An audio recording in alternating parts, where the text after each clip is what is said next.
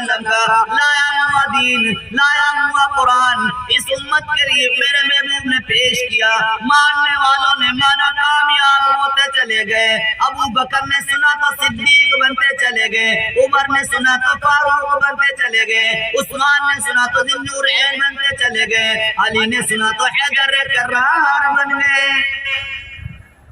مگر ایک جماعت منافقین کی بھی ہے، دو، ایک وہ جماعت جو اوپر سے بے ایمان، اوپر سے پلید، اوپر سے گندگی بھری،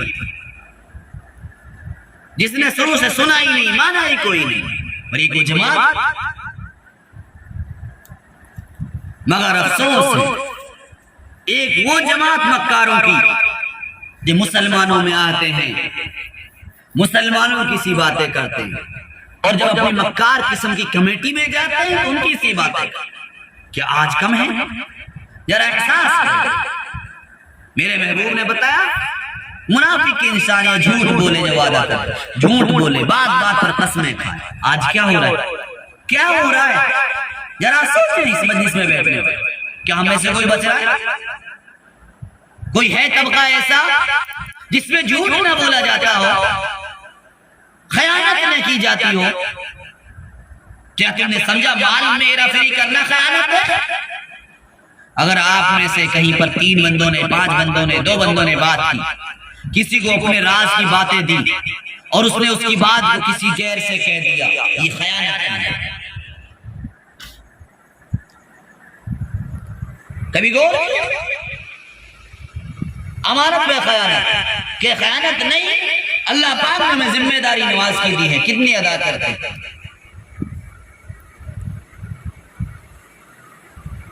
اسی کو تو کہا ہے، اسی کو تو کسی اللہ والے نے کہا ہے، نماز اچھی، روزہ اچھا، حج اچھا، زکوٰۃ اچھی،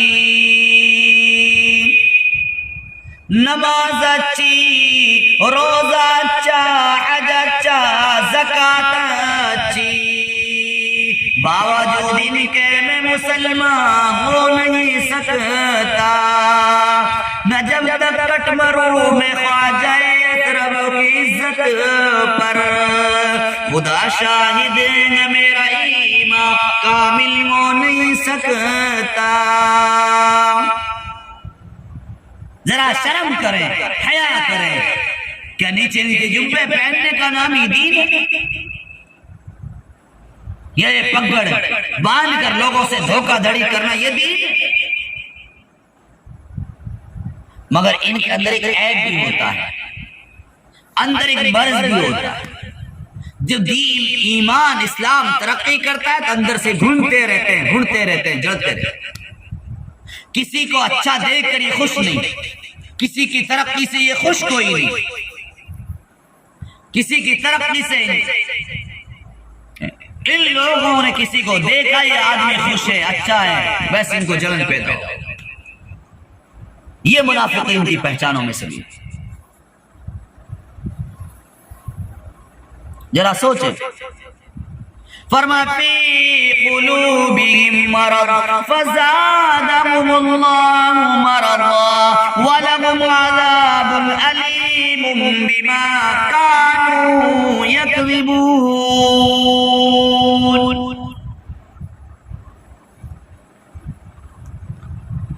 فرما فی قلوبہم مرض، ان کے دلوں میں بڑا مرض ہے، ان کے دلوں میں بیماری ہے، سو وہ بھی بڑھا دیا گیا، فزادہم اللہ مرضا،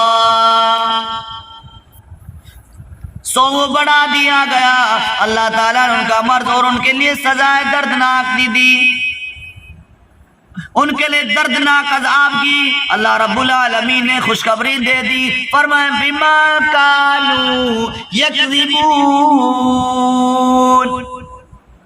ان منافقین کے لیے، ان بدماشوں کے لیے، ان پلیدوں کے لیے دردناک عذاب ہے، اس وجہ سے وہ جھوٹ بولا کرتے۔ ایسی بیماری اندر کی ہوتی ہے جو آپریشن سے ٹھیک نہیں ہوتی، چیرے سے ٹھیک نہیں ہوتی، سیرپ سے ٹھیک نہیں ہوتی، بڑے سے بڑے ٹریٹمنٹ سے ٹھیک نہیں ہوتی۔ الہ العالمین ایسی کوئی بیماری نہیں، تو نے تو ہر بیماری کی دوا دی ہے، علاج بتایا ہے، اس بیماری کا بھی کوئی علاج تجویز فرما دے۔ کون سا علاج ہے؟ ذرا سوچیں، بیماری بڑی ہوگی، علاج کرنے والا وہ ڈاکٹر ہو، پروفیسر ہو، پھر وہ بڑا سا بڑا حکیم کیوں نہ ہو، طبیب کیوں نہ ہو، فرمایا انہوں نے میرے اسلام میں دخل اندازی کی، میرے نبی کے قانون کو ٹھکرایا، میرے بنائے ہوئے قانون کو ٹھکرایا، تو ان کے لیے بھی بڑا ہی علاج ہے۔ فرمایا وَلَهُمْ عَذَابٌ أَلِيمٌ، فرمایا ان کے لیے دردناک عذاب ہے، دردناک سزا ہے۔ کیوں؟ اس وجہ سے کہ وہ پرلا درجہ کے جھوٹے تھے، اندر سے دل کہتا تھا مانو نہیں کوئی بات نہیں۔ ذرا سوچیں،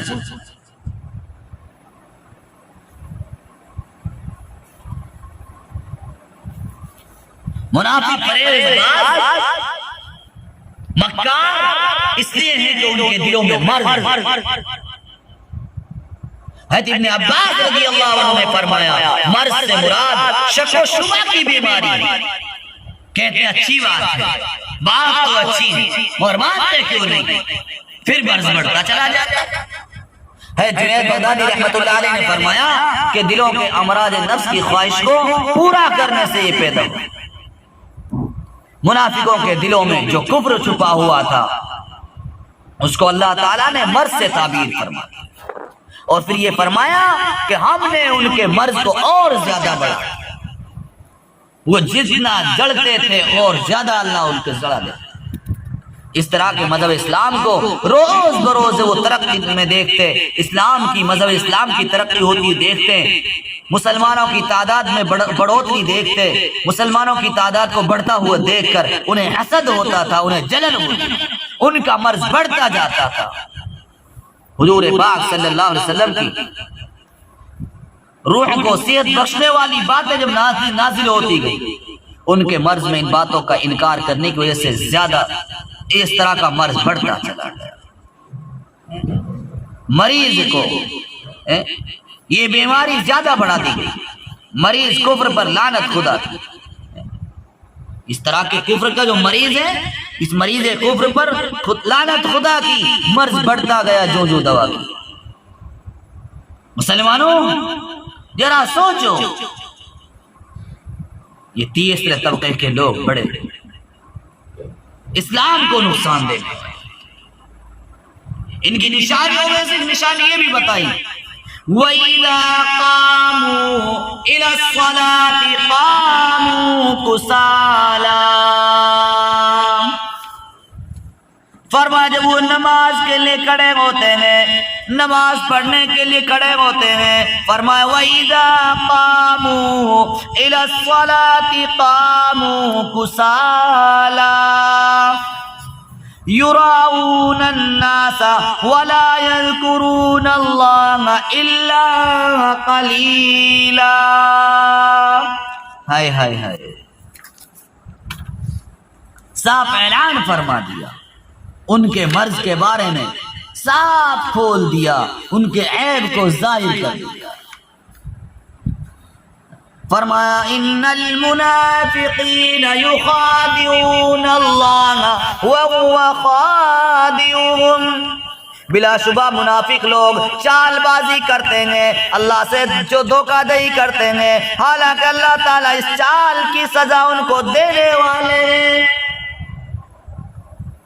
فرمایا ان کی نشانی یہ بھی ہے، فرمایا وَإِذَا قَامُوا إِلَى الصَّلَاةِ قَامُوا كُسَالَىٰ يُرَاؤُونَ النَّاسَ وَلَا يَذْكُرُونَ اللَّهَ إِلَّا قَلِيلًا۔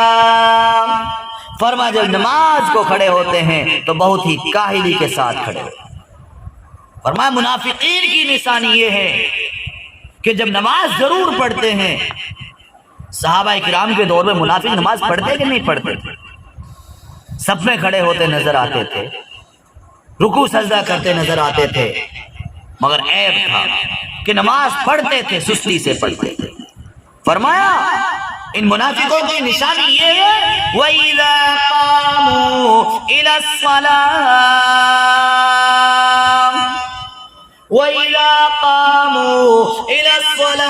قَامُوا كُسَالَىٰ، فرمایا جب نماز کو کھڑے ہوتے ہیں تو بہت ہی کاہلی کے ساتھ کھڑے ہوتے ہیں۔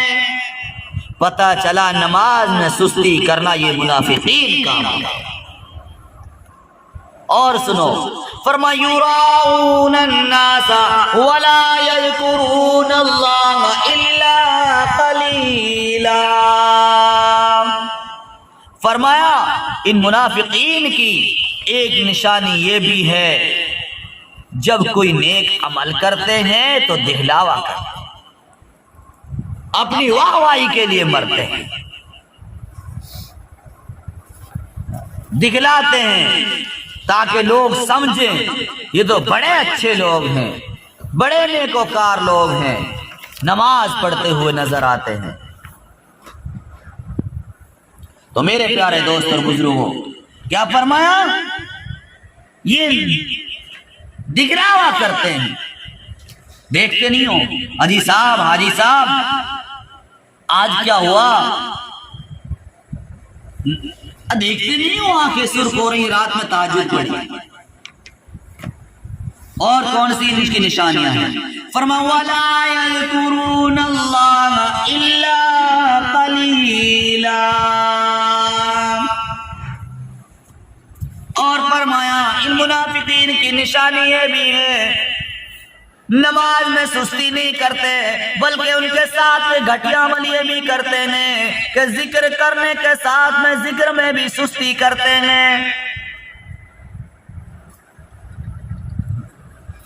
یعنی ذکر کرنے میں بھی ان کو سستی ہوتی، اللہ کا ذکر بھی نہیں کرتے مگر تھوڑا سا کرتے ہیں، بس تھوڑا سا ذکر کیا نا اور سستی ان کی آئی، بس تھک جاتے ہیں ذکر کرتے ہوئے۔ ان منافقین کی نشانی، یہ بڑی مکار جماعت ہے منافقین۔ قرآن پاک میں دوسری جگہ ہے، فرمایا الذین هم عن صلاتهم ساہون الذین هم یراؤون ویمنعون فرمایا جو اپنی نماز کو بھلا بیٹھتے ہیں، جو پڑھتے بھی ہیں تو سستی سے پڑھتے ہیں، اور بعض مرتبہ تو یہ نماز کو کھٹکا سے ختم کر دیتے، سرا سے ہی ختم کر دیتے۔ اور فرمایا جو ایسی جماعت ہے ان کی اتنی مکار جماعت ہے کہ یہ دکھلاوا کرتے ہیں۔ حاصل کلام یہ نکلا، پہلی بات یہ ہے کہ منافقین ظاہر میں دیندار نظر آتے ہیں، اندر ان کے مرض ہے، اندر کے دل غلیظ ہیں۔ تو یہ سورہ ماؤن پارہ نمبر 30 کی صورت ہے۔ تو یہاں پر ان کافروں کی 5 گندی عادتوں کے بارے میں ذکر کیا، تو ان میں سے یہ منافقین کی بھی پہچان بتاتا ہے۔ حاصل کلام یہ نکلا یہ سب کام ایسے ہیں جو منافق اور کافر کرتے ہیں، اندر کے بے ایمان بھی یہی کام کرتے ہیں، کافر کے بے ایمان، باہر کے بے ایمان بھی یہی کام کرتے ہیں۔ باہر کے بے ایمان اگر ان کاموں کو کرتا ہے تو وہ کافر ہے، اور اندر کا بے ایمان ان کاموں کو کرتا ہے وہ پلید، وہ گندا، وہ منافق۔ مگر آج جو ہماری نظر اس مسلم قوم پر پڑتی ہے تو اس کی یہی حالت ہے، اگر اس سے بھی بدتر کہا جائے تو شاید غلط نہ ہو۔ کاش آج کا مسلم آنکھ کھول کر اپنا اصلی چہرہ دیکھ لے اور اپنی اصلاح کی فکر کرے۔ ذرا سوچیں،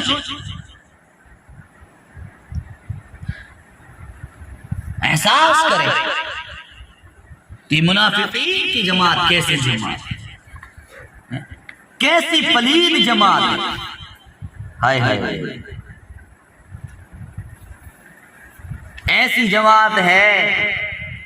قرآن پاک نے تو یہاں تک اعلان کر دیا، آدمی نے روزہ میں کمزوری کی، زنا کیا، داڑھی کاٹی، نماز نہیں پڑھ پایا، ہو سکتا ہے اللہ معاف کر دے، مگر ان کے اندر یہ عادتیں پائی گئی جو قرآن پاک کی آیت میں سے ذکر کی گئی. تو فرمایا یہ اندر کا پلید جو ہے اس کے لیے میں نے عذاب بھی الگ انداز کا تیار کیا. ہاں فرمایا ان المنافقین فی الدرک الاسفل من النار ولن تجد لهم نصیرا.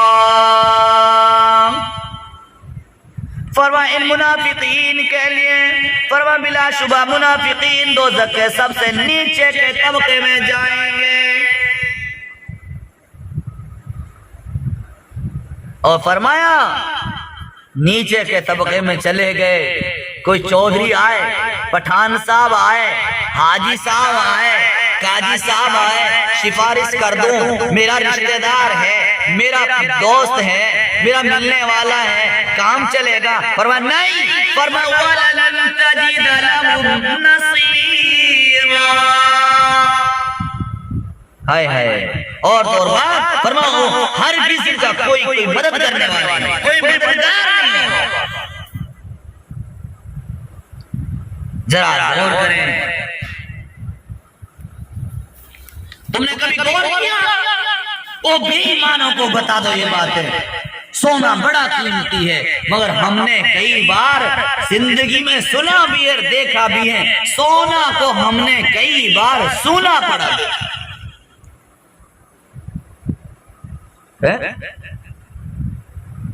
پتا ہے اگر کسی کو شہزادی سے ملنے کی تمنا ہو اور اس کے گلے میں سونے کا ہار پڑا ہوا ہو، اس سے ملنا چاہتا ہے تو پہلے اس کو مار کھانی پڑتی ہے. تو یہ دین اسلام ایسا دین نہیں ہے، اس کے لیے تو بڑی قربانی دینی ہے. یہ بنا بنایا دین، یہ بنا بنایا حلوہ نہیں ہے جو آج کا پیٹو اور جیب بھرو مولوی کو بنا بنایا حلوہ مل جائے اور پھر قرآن پاک کی آیتوں کو مروڑ کر پیش کر دے. ذرا احساس کر. تو یہ بدماشوں کی جماعت کے بارے میں فرمایا فی قلوبہم مرض، ان کے دلوں کے اندر مرض ہے. اسلام کو ترقی ہوتے دیکھتے ہیں، کسی اللہ والے کو ترقی میں دیکھتے ہیں، قرآن پاک کی تعلیم دیکھتے ہیں، قرآن پاک والے کی عزت ہوتی دیکھتے ہیں، تو یہ اندر ہی اندر جلتے چلے جاتے ہیں. ذرا سوچیں، ایک یہ جماعت اہل ایمان کی کہ میرے محبوب کے زبان مبارک سے کوئی بات نکلنی تھی فوراً عمل کرنا تھا، اور یہ کہ بے ایمانوں کی جماعت.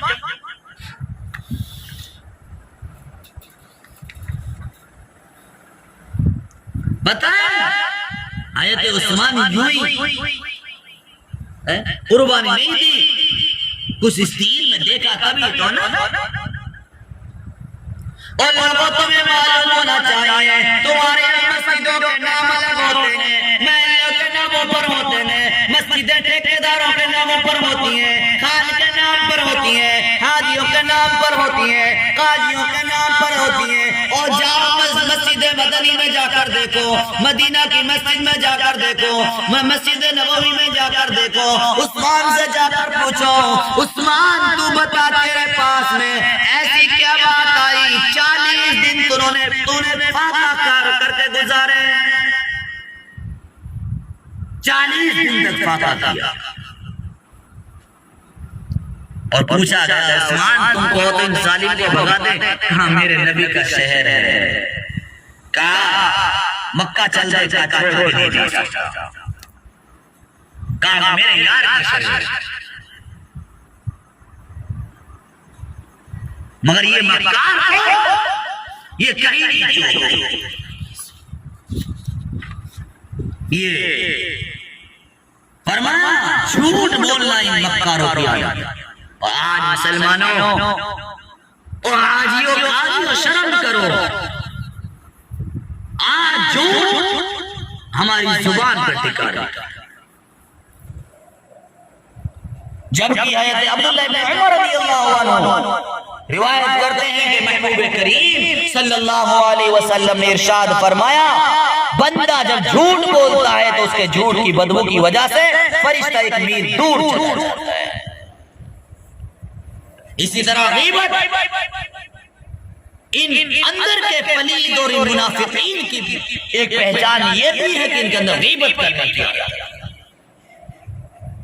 حضرت جابر رضی اللہ عنہ راوی ہیں کہتے ہیں ہم ایک مرتبہ سفر میں محبوب کریم صلی اللہ علیہ وسلم کے ساتھ ہے، یکایک ایک بدبو اٹھی، اچانک بدبو اٹھی، آپ نے ارشاد فرمایا جانتے ہو یہ بدبو کس کی ہے اور کیسی ہے؟ فرمایا بدبو ان لوگوں کے منہ سے آ رہی ہے جو اس وقت مسلمانوں کی غیبت کر رہے ہیں، یعنی منافقین۔ پتہ چلا غیبت کرنا بھی منافقین کا ہے۔